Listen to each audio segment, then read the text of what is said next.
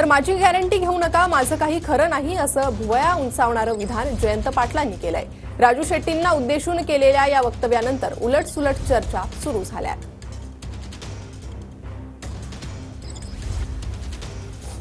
राजू शेट्टींच्या नेतृत्वाखाली ह्या माझी गॅरंटी घेऊ नका, माझं काही खरं नाही। कारण काय, तुम्हाला माझ्या मनात शंका असल्या, माझ्याबद्दल शंका असल्यामुळे तुम्हाला हमी देणंही जरा धोक्याचं आहे। यांना 100 वेळा सांगत होतो आघाडीकडून उभा राहावा। आता काय आहे की आमचा एवढा दारुण पराभव झालेला आहे, आम्हालाच आता खात्री वाटायला लागली की आम्ही जे सांगतो त्याच्यावर लोक विश्वास ठेवत नाही। आम्ही आता बोलायचं हळूहळू कमी झालं, कारण बोलून काय उपयोगच नाही। कारण काय तर या प्रश्नापेक्षा मोठे प्रश्न तुमच्या समोर प्रसार माध्यमात त्या सोशल मीडिया पासून मोबाईलवर येतात आणि तुम्ही त्यातच अडकलेले असता।